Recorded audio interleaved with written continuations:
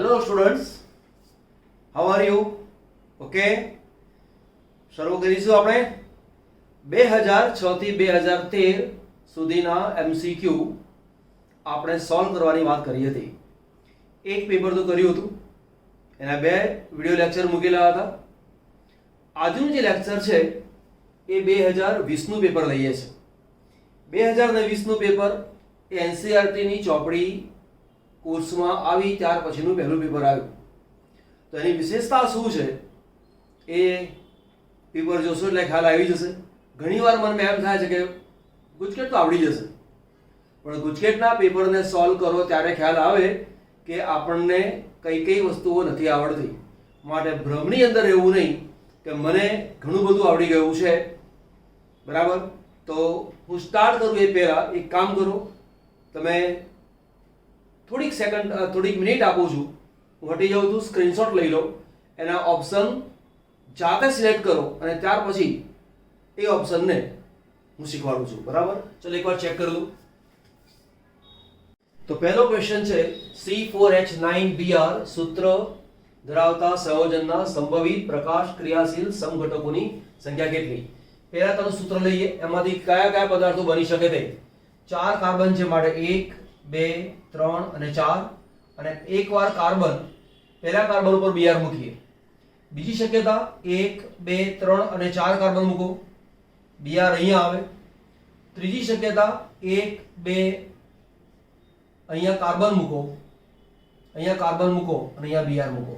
આ જ્યાં લખેલું છે ત્યાં CH3, અહીંયા CH2 CH2 CH2 એવું સમજી લેવાનું. 12મા સાયન્સના વિદ્યાર્થી છો એટલે આ વાતની કઈ મારે અત્યારે સમજ આપવાની ના હોય. હવે તમે જુઓ, અસમ કાર્બન કોને કહેવાય? પ્રકાશ ક્રિયાશીલ સમઘટક કોને કહેવાય? જેમાં અસમિતિ જોવા મળે તેને પ્રકાશ ક્રિયાશીલ સમઘટક કહેવાય. અસમિતિમાં અહીંયા જો કાર્બન આપેલો છે તો આપણે અસમ કાર્બન છે કે નહીં તે જોઈ લઈએ. તો અહીંયા તમે જુઓ, આ કાંઈ કાર્બન આપેલો છે તો અહીંયા આ CH3, અહીંયા આવશે CH3, અહીંયા છે CH2 અને અહીંયા આવશે H. તો આ જે છે એ અસમ કાર્બન છે. બાકીના બધા જ કાર્બન તમે જોવા જાઓ તો એક પણ કાર્બન કિરાલ કાર્બન નથી, અસમ કાર્બન નથી. કાર્બનની સાથે 3H, અહીંયા કાર્બન સાથે 2H, કાર્બન સાથે 2H, કાર્બન સાથે 2H. એટલે એ કાર્બન સાથે હાઇડ્રોજન પરમાણુ સરખા એક કરતાં વધુ વાર જોડાયેલા છે. તો કાર્બન સાથે જો હાઇડ્રોજન પરમાણુ એક કરતાં વધુ સંયોજાયેલા હોય તો તે અસમિત બનતો નથી, તે અસમ બનતો નથી, તે કિરાલ બનતો નથી, અને માટે તે પ્રકાશ ક્રિયાશીલ નથી. તો આ પ્રકાશ ક્રિયાશીલ નથી. અહીંયા તમે જુઓ, આ CH3, અહીંયા CH3, અહીંયા CH3. આ જે કાર્બન છે એ કાર્બન સાથે આ 1 2 ને 3 સમાન સમૂહ છે. આ કાર્બન સાથે 3 હાઇડ્રોજન સરખા, કાર્બન સાથે 3 હાઇડ્રોજન સરખા. એટલે કે આની અંદર પણ અસમ કાર્બન નથી, આમાં અસમ કાર્બન છે. હવે સમઘટકની સંખ્યા કેટલી? તો સમઘટકની સંખ્યા 2n, જ્યાં n બરાબર અસમ કાર્બનની સંખ્યા. તો એક જ અસમ કાર્બન છે એટલે 2:1 બરાબર શું આવે? 2. તો તેના બે પ્રકાશ ક્રિયાશીલ સમઘટક હોય, એક D અને એક N. તો બરાબર આપણો આન્સર કયો આવશે? આ જવાબ આવશે. ચલો પછીનો ક્વેશ્ચન છે આપણી પાસે RCl Na ઇથર, એમાંથી 2,3 ડાયમિથાઇલ બ્યુટેન બને છે. તો આ જે પ્રક્રિયા છે એમાં R' બરાબર કયો સમૂહ થાય છે? આને પછી વિચારીએ, પહેલા આને વિચાર લઈએ, બરાબર. તો 2,3 ડાયમિથાઇલ બ્યુટેન એનું સૂત્ર આપણને ખબર હોવી જોઈએ. બ્યુટેન એટલે શું? 4 કાર્બન, 1 2 3 અને 4 કાર્બન. 2,3 ડાયમિથાઇલ એટલે એક CH3 અહીંયા છે, એક CH3 અહીંયા છે. તો આ આપણું તેનું સૂત્ર થઈ ગયું. CH અને CH3, કાર્બન નંબર 1 2 3 અને 4. આ નિપજ મળે છે. તો R'Cl છે તો R' બરાબર શું? પહેલા તો સમજો, Na અને ઇથર એવી પ્રક્રિયા આવે તો તે વુડ્સ પ્રક્રિયા હોય. વુડ્સ પ્રક્રિયામાં આલ્કાઇલ હેલાઇડ કરતા બમણા કાર્બન વાળો હાઇડ્રોકાર્બન પ્રાપ્ત થાય છે. તો બમણા કાર્બન વાળો હાઇડ્રોકાર્બન એટલે રિપીટ થાય. તમે વિચાર કરો, આ બોન્ડને અહીંયા તોડી નાખું તો આ જો છે એટલો ને એવો ભાગ અહીંયા રિપીટ થયો. તો આપણે એક કામ કરી લઈએ, આની જગ્યાએ વિચારો આ રીતે, CH3 આ જે CH અહીંયા CH3 એટલે R ડેશ બરાબર આ તમે લઈ લો અને પછી મૂકી દો અહીંયા Cl. હવે તો વુડ્સ પ્રક્રિયા તમે કરો તો વુડ્સ પ્રક્રિયામાં શું થાય, આટલો ભાગ રિપીટ થાય તો નિપજ મળ્યા.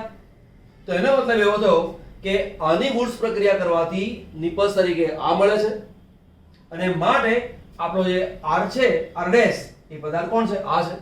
હવે CH3 CH3 એનું નામ શું થાય છે તો પ્રોપાઇલ કહેવાય ને.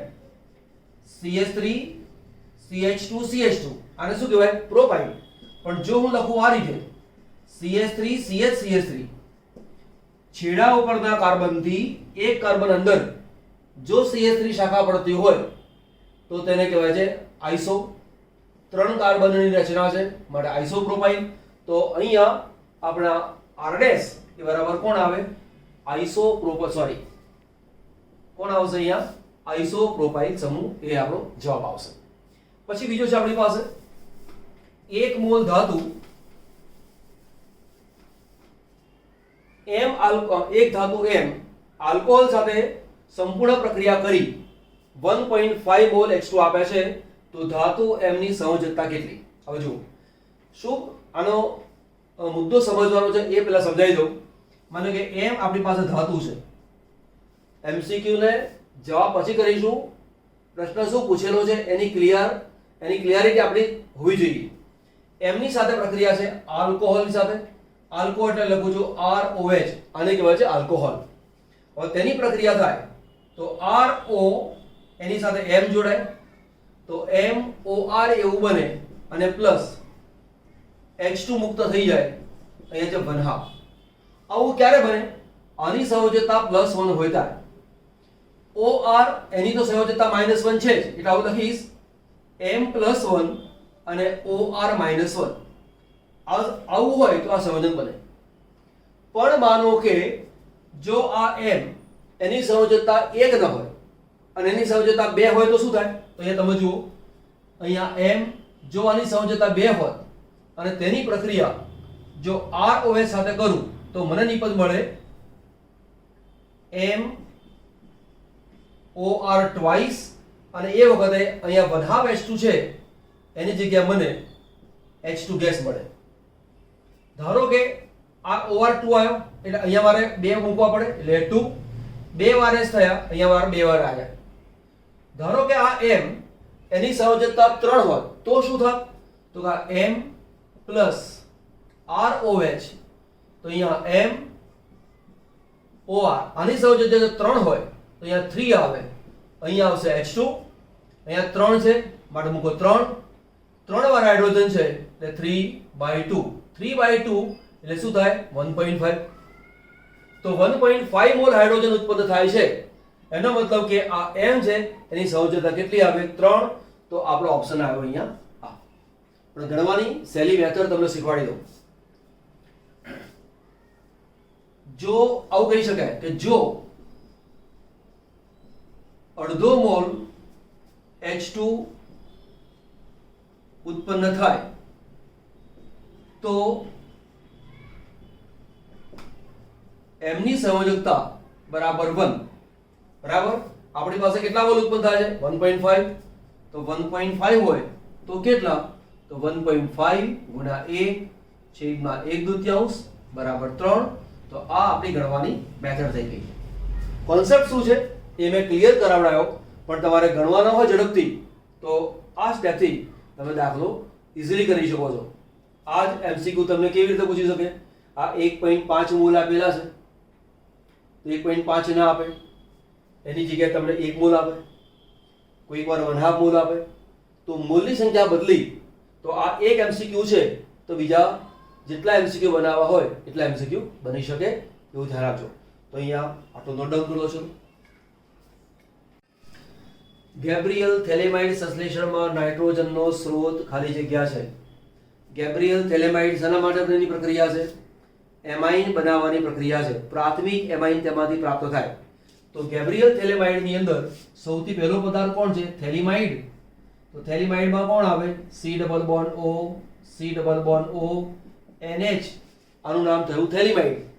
તેની પ્રક્રિયા KOH સાથે કરો H અહીંયાથી દૂર થયો, OH અહીંયાથી દૂર થયો, -H2O અહીંયા છે વલય, C double bond O, C double bond O અહીંયા છે N, અહીંયા છે K પ્લસ માઇનસ.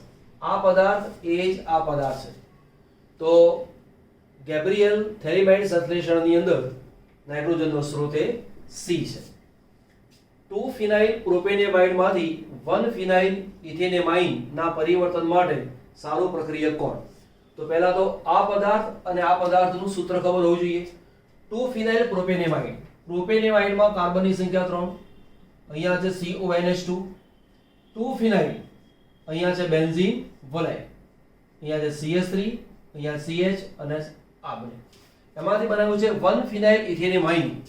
ઇથેનેમાઇન એટલે કે C 2 કાર્બન, અહીંયા છે મારી પાસે NH2. 1 ફિનાઇલ ઇથેનેમાઇન, આ પહેલો કાર્બન 1 અને 2, અહીંયા છે બેન્ઝીન વલય, અહીંયા છે CH3, અહીંયા છે H. મારી પાસે આ પદાર્થ છે અને આ પદાર્થ બનાવવો છે.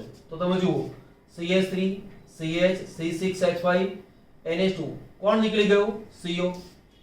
એમાઇડ માંથી CO ગ્રુપને કાઢી નાખવાની જે પ્રક્રિયા છે, પ્રક્રિયાનું નામ શું? હોફમાન બ્રોમેમાઇડ પ્રક્રિયા. હોફમાન બ્રોમેમાઇડ પ્રક્રિયાની અંદર પ્રક્રિયા કોણ આવે? NaOH અને Br2. કોઈકવાર NaOBr લખીને આપેલું હોય તો પણ તમે ધ્યાન ઉપર લેજો. બરાબર? તો આપણો ઓપ્શન કયો આવ્યો? NaOH Br2. ત્યાર પછી છે આપણી પાસે નીચેનામાંથી કયા સંયોજનની બેઝ તરીકેની પ્રબળતા સૌથી ઓછી છે? આ પદાર્થ સૌથી ઓછી છે એ રીતે પણ પૂછે, સૌથી વધુ છે એ રીતે પણ પૂછે, બેઝિકતાનો ઉતરતો ક્રમ એવું પણ પૂછે અને બેઝિકતાનો ચડતો ક્રમ એ પણ પૂછે. તો જુઓ આ જે છે એ પ્રાથમિક એમાઇન, આ છે દ્વિતીયક એમાઇન, આ જે છે એ કેવો છે? Aromatic amine.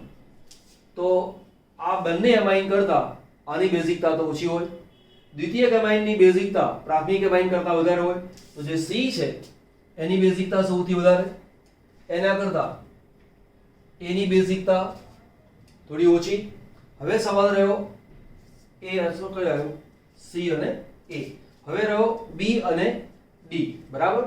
હવે આ જે છે B C6H5NO2, તો તમે જુઓ આ છે બેન્ઝીન વલય અને આ છે મારી પાસે NH3. અબંધકારક ઇલેક્ટ્રોન યુગ્મ, અબંધકારક ઇલેક્ટ્રોન યુગ્મ.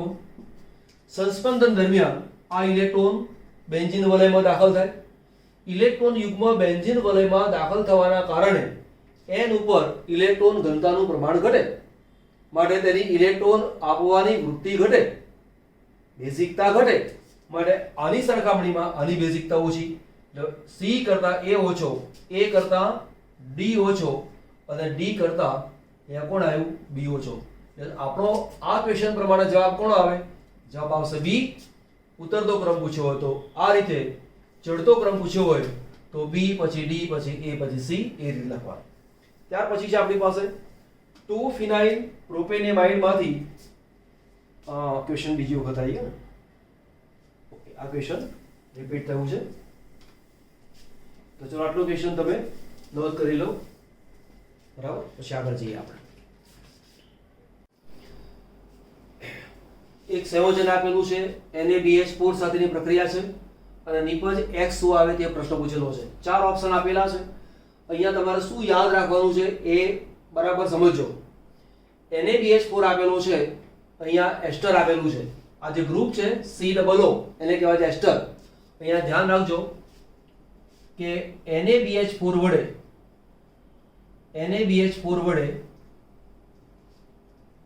એસ્ટરનું રિડક્શન ના થાય, રિડક્શન ન થાય. આ તમારે ખાસ યાદ રાખવાનું. અને બીજું કે NaBH4 વડે હોય તો C ડબલ બોન્ડ O એટલે કે કીટોન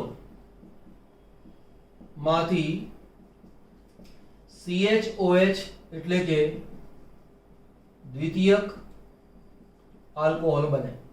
તો અહીં જે ભાગ છે એમાં નિપજ કોણ મળશે? અહીંયા જે CH2, અહીંયા કોઈ અસર નહીં થાય. C ડબલ બોન્ડ O અને CH3 આ એમને રહે. આ જગ્યાએ કીટોન એટલે એક H અહીંયા જોડાય, એક H અહીંયા. H ને દર્શાવવાનો આવતો નથી. તો આ આપણી નિપજ છે. તો આપણો ઓપ્શન આ રીતે આવે છે. અહીંયા બીજી વાત પણ શીખવાડી દઉં કે ધારો કે NaBH4 એ નથી પૂછેલો અને ત્યાં LiAlH4 પૂછેલો છે, તો યાદ રાખજો કે અહીંયા પૂછેલું નથી LiAlH4, પણ તમારી જાણકારી માટે કે LiAlH4 વડે C ડબલ બોન્ડ O અને C double bond O R બંનેનું રિડક્શન થાય, બંનેનું રિડક્શન થાય. એટલે ધારો કે આ જ પ્રશ્ન તમને પૂછેલો છે અને જો તમને પ્રશ્ન પૂછ્યો છે કે LiAlH4 જો આ જગ્યાએ આવું આપેલું હોત તો આપણે રીપસ શું મૂકતા?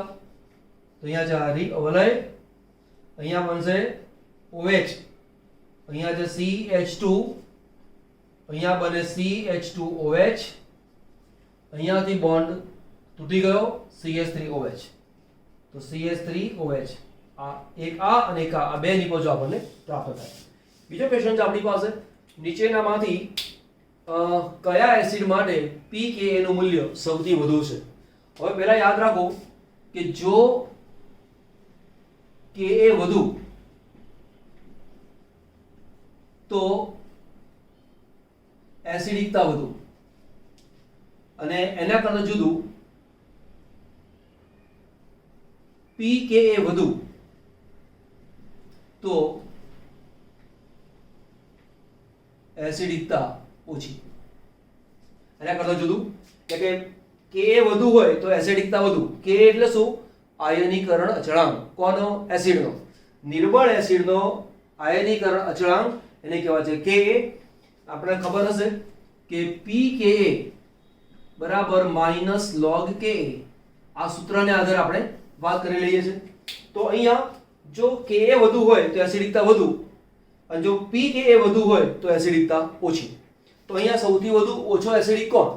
તો નક્કી કરતા પહેલા વિચારો કે COOH અહીંયા છે, અહીંયા પણ COOH આપેલો છે, અહીંયા પણ COOH છે, અહીંયા પણ COOH. દરેક જગ્યાએ CH2 COOH કોમન છે. બદલાયું કોણ? C6H5, NO2, F અને Cn બદલાયું છે. હવે એક સિમ્પલ વાત સમજો. માનો કે મારી પાસે RCH2 C double bond OH આવું આપેલું છે, બરાબર? CH2 C double bond OH, CH2 C double bond OH. આ જો છોડ દો. જો આ બોન્ડ તૂટી જાય તો તેની એસિડિકતા બની શકે. પદાર્થ H+ આપે તો એસિડ કહેવાય, અહીંયાથી H+ મુક્ત થાય તો પદાર્થ એસિડ કહેવાય. હવે H+ મુક્ત થશે કે નહીં એનો આધાર અહીં લાગેલા ગ્રુપ ઉપર છે. જો અહીંયા R ગ્રુપ ઇલેક્ટ્રોન ખેંચનારું હોય, ઇલેક્ટ્રોન ખેંચનારું એટલે કે ઇલેક્ટ્રોન વિથડ્રોઈંગ ગ્રુપ, જો આવું ગ્રુપ લાગેલું હશે તો ઇલેક્ટ્રોનને ખેંચે. ઇલેક્ટ્રોનને ખેંચે તો O અને H વચ્ચેનો બંધ નિર્બળ બને અને તે એસિડ તરીકે વર્તે. તો જેમ ઇલેક્ટ્રોન આકર્ષણની વૃત્તિ વધારે, જેમ ઇલેક્ટ્રોન આકર્ષવાની વૃત્તિ વધારે તેમ એસિડિકતા વધારે. તો ઇલેક્ટ્રોન આકર્ષવાનો ક્રમ કયો છે? તો તમે જુઓ, ઇલેક્ટ્રોન આકર્ષવાનો ક્રમ C6H5 એના કરતા I વધુ ખેંચે, એના કરતા Br, એના કરતા Cl, એના કરતા F, એના કરતા Cn અને એના કરતા NO2. તો આના કરતા આ વધુ ખેંચે, એના કરતા આ વધુ ખેંચે, આ વધુ ખેંચે, આ વધુ ખેંચે, NO2 સૌથી વધુ ખેંચે. જો NO2 સૌથી વધુ ખેંચે તો NO2 જ્યાં લાગેલો હશે એસિડિકતા વધારી આપશે. તો સૌથી ઓછો એસિડ નિર્બળ એસિડ કોણ? C6H5 વાળો. એટલે આ A છે, એ સૌથી નિર્બળ એસિડ, એટલે કે આ એનું pKa સૌથી વધુ. એસિડિકતાનો ક્રમ પૂછેલો હોય તો આ છે, ત્યાર પછી આવશે આપણી પાસે C, ત્યાર પછી આવશે આપણી પાસે D અને ત્યાર પછી આવશે D. તો એસિડિકતાનો ક્રમ પૂછે તો પણ જવાબ લખી શકાય, pKa ના ક્રમ પ્રમાણે પણ જવાબ લખી શકાય, Ka ના ક્રમ પ્રમાણે પણ જવાબ લખી શકાય. ચલો સ્ક્રીનશોટ લઈ લો.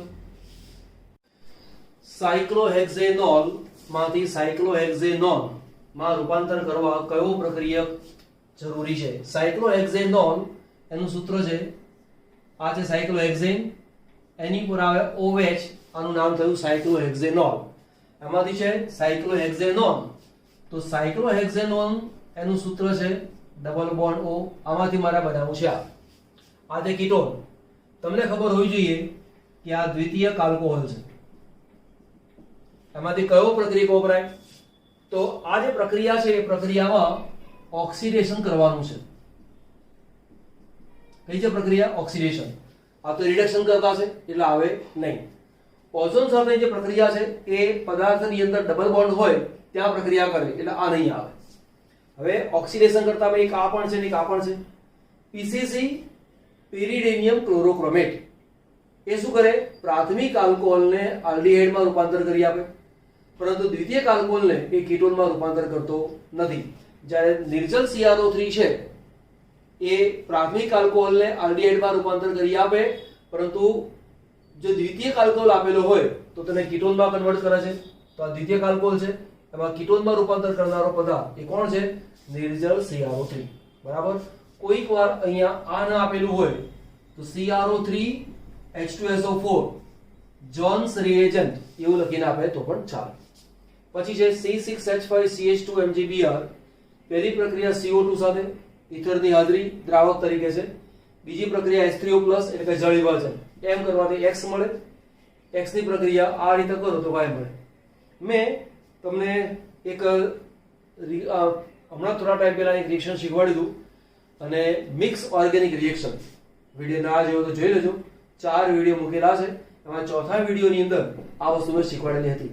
તમે જુઓ, એ શીખવાડેલી વસ્તુ આ બોર્ડની અંદર પૂછેલી છે ગુજકેટમાં. મારી શીખવાડેલી એ વસ્તુને ધ્યાન ઉપર લેજો, તમને ઘણી બધી વસ્તુ આવડશે. તો જુઓ, C6H5CH2 MgBr.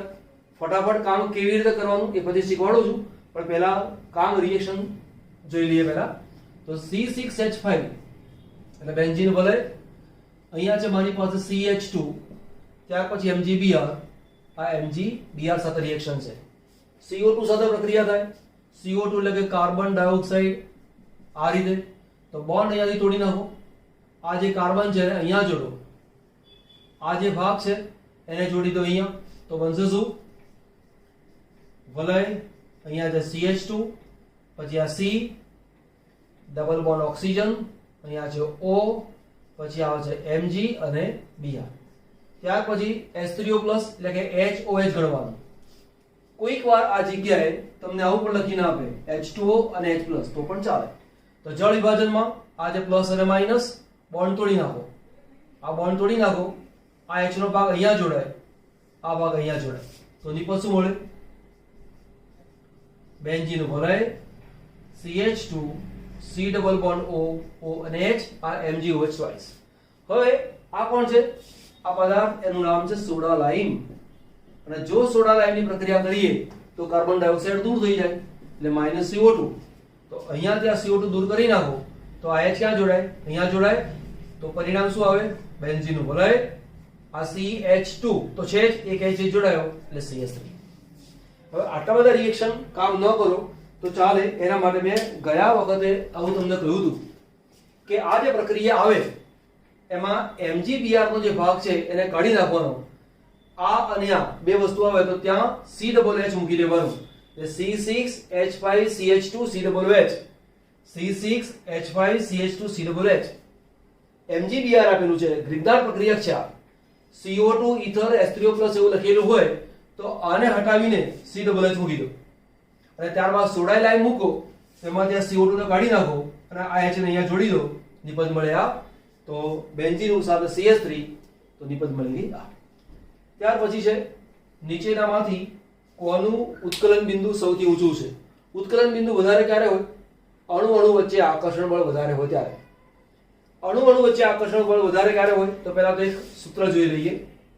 પેન્ટેન 1 1 2 3 4 5 કાર્બન, અહીંયા OH છે. ઇથોક્સી ઇથેન 2 કાર્બન, અહીંયા ઓક્સિજન C અને C. પેન્ટેના 1 2 3 4, પાંચમો જે કાર્બન આવે એમાં બની CHO, અને N બ્યુટેન 1 2 3 અને 4. આ 4 કાર્બનની રચના છે. અહીંયા 1 2 3 4 5 કાર્બન અને ઓક્સિજન. 1 2 3 4 carbon, 1 oxygen. એટલે આમાં કેટલા કાર્બન છે? પેન્ટેનાલ 1 2 3 4 5 કાર્બન, 1 ઓક્સિજન. બરાબર. એટલે કે આના કરતા અહીંયા અણુ ભાર વધી જશે, ઉત્કલન બિંદુ વધી જશે. આમાં 4 કાર્બનની રચના હશે. આમાં 5 કાર્બન વત્તા 1 ઓક્સિજન. અહીંયા 4 કાર્બન વત્તા 1 ઓક્સિજન. અહીંયા 4 1 2 3 4 5 5 કાર્બન વત્તા 1 ઓક્સિજન. બરાબર.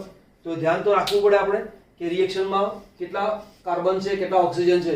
આણ્વીય દળ જેમ વધે એમ ઉત્કલન બિંદુ સૌથી વધે. તો અહીં તમે જુઓ 5 કાર્બન 1 ઓક્સિજન, અહીંયા પણ 5 કાર્બન 1 ઓક્સિજન, આ તો 4 છે. તો સૌથી પહેલા એક વિચાર કરો, આ જે ડી છે એનું ઉત્કલન બિંદુ સૌથી નીચું રહેવાનું, કેમ કે તેનું આણ્વીય દળ સૌથી ઓછું છે. ત્યાર પછી અહીંયા 1 ઓક્સિજન વધ્યો, અહીંયા આવશે બી. હવે રહ્યો સી અને એ, એની સરખામણી. તો તમે જુઓ આ આલ્કોહોલ ગ્રુપ છે અને આ આલ્ડીહાઇડ ગ્રુપ છે. બંનેમાં શું ફેર? તો જુઓ શું ફેરમાં અહીંયા લખું છું. ચલો ચાલો લખી નાખજો રિવર્સ કરીને. માનો કે મારી પાસે આલ્કોહોલમાં આર ઓ એચ છે અને આલ્ડીહાઇડમાં R C double bond O H છે. આલ્કોહોલમાં અબંધકારક ઇલેક્ટ્રોન યુગ્મ અહીંયા છે. આ છે આંશિક ધનવાળી, આ છે આંશિક ઋણવાળી. એ જ પ્રમાણે અહીંયા તમે જુઓ આ છે આંશિક ધનવાળી, આ છે આંશિક ઋણવાળી. બરાબર. આની પાસે અબંધકારક ઇલેક્ટ્રોન યુગ્મ છે. આ રીતે આલ્કોહોલ જો આપેલું છે તો એક આલ્કોહોલ અહીંયા હશે ROH, આ બેની વચ્ચે H બોન્ડ બને. ફરીવાર HOR, આ બેની વચ્ચે H બોન્ડ બને. અહીંયા તમે જુઓ જાઓ તો આ ઓક્સિજન છે, આ બેની વચ્ચે H બોન્ડ બને. તો કે આલ્કોહોલમાં આંતર આણ્વીય H1 બહુ જ પ્રબળ બને છે. આમ આલ્ડીહાઇડ તમે જુઓ તો આ આંશિક ધનવાળી, આ આંશિક ઋણવાળી, આંશિક ઋણવાળી છે. ધ્રુવીય આ પણ છે, ધ્રુવીય આ પણ છે, પરંતુ આમાં પ્રબળ આંતર આણ્વીય H1 બને છે. માટે આનું ઉત્કલન બિંદુ આની સરખામણીમાં ઘણું જ વધારે હોય. બરાબર. તો અહીંયા ડી કરતા બી વધારે, બી કરતા સી વધારે અને સી કરતા એ વધારે. આપણને તો એવું પૂછેલું છે સૌથી ઊંચું ઉત્કલન બિંદુ કોનું? તો જવાબ આવી ગયો એ. પણ જો તમને પૂછ્યો હોય ઉત્કલન બિંદુનો ચડતો ક્રમ તો આ રીતે આવે, ઉતરતો ક્રમ તો પણ આન્સર આવે. સૌથી ઊંચું ઉત્કલન બિંદુ તો સૌથી નીચું ઉત્કલન બિંદુ કોનું? એવો પ્રશ્ન પણ આપણને પૂછી શકાશે. નોટ ડાઉન કરો. છે ફરી 3 એમસીક્યુ છે.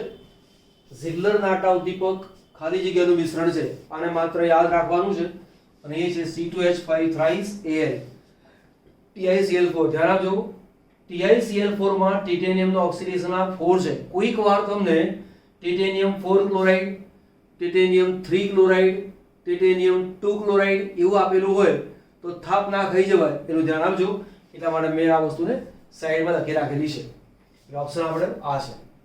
સુક્રોઝના ટ્રાયક્લોરોવિથપેન એવા એટલે કે સુક્રોઝમાંથી બનાવવામાં આવતો પદાર્થ એમાં 3 Cl ને દાખલ કરવામાં આવે છે. તો એવો જે પદાર્થ છે એ છે સુક્રાલોઝ અને તે ગળ્યા પદાર્થ તરીકે ઉપયોગમાં આવે છે. આ ખાલી મેમરી બેઝ ક્વેશ્ચન છે. નાયલોન 2 નાયલોન 6 બનાવવા માટે કયા એમિનો એસિડનો ઉપયોગ થાય છે? તો આન્સર છે એમિનો કેપ્રોઇક એસિડ અને ગ્લાયસિન. આ શું છે સમજાવી દઉં. ગ્લાયસિનનું સૂત્ર છે H2N CH2 C double bond OH અને એમિનો કેપ્રોઇક એસિડ એનું સૂત્ર આ રીતે છે HNH CH2 5 time C double bond OH. અહીંયાથી OH નીકળી જાય તો H2N, અહીંયા છે CH2 C double bond O, અહીંયા આવે છે NH CH2 5 time C double OH. આ જે પદાર્થ છે એ પદાર્થનું નામ થયું એમિનો કેપ્રોઇક એસિડ. હવે તમે જુઓ આ જે પદાર્થ છે તેનું નામ છે નાયલોન 2 નાયલોન 6. આની અંદર આ 2 કાર્બન છે, આમાં 5 ને 6 કાર્બન છે. નાયલોન જેવી રચના છે એમાં નાયલોન 2 અને નાયલોન 6 એ રીતે તેનું નામ અપાય છે. તો અહીંયા આજના એમસીક્યુનું કામ પૂરું કરીએ છીએ. ફરી બીજા લેક્ચરમાં મળીશું વધારે એમસીક્યુ માટે અને એ પણ 2020ના. તો 2020ના આજના એમસીક્યુ અહીંયા પૂરા કરીએ છીએ. બીજા લેક્ચરમાં આગળ વધીશું. આજનું લેક્ચર જો પહેલીવાર જોઈ રહ્યા હો તો સબસ્ક્રાઇબ કરી દેજો જેથી નવો વિડીયો આવે તરત ખબર પડી જાય. લાઈક ના કર્યું હોય તો લાઈક કરજો, જો ગમ્યું હોય તો, ના ગમ્યું હોય તો લાઈક, ડિસલાઈક નહીં કરવાનું, લાઈક નહીં કરવાનું, ના ગમ્યું હોય તો. પણ ગમે તો થેન્ક યુ કહેવાની ટેવ રાખવી. એવું ઈચ્છતો નથી કે તમે થેન્ક યુ કહો, પરંતુ તમારું લાઈક અમારું બળ વધારતું હોય છે. એટલા માટે ફરી મળીશું 2020ના નવા ક્વેશ્ચનમાં. ત્યાં સુધી ધ્યાન રાખજો, વાંચજો, મોડે કરજો. બધા જ ક્વેશ્ચન સારી રીતે તૈયાર થાય એવી આશા રાખું છું. આવજો.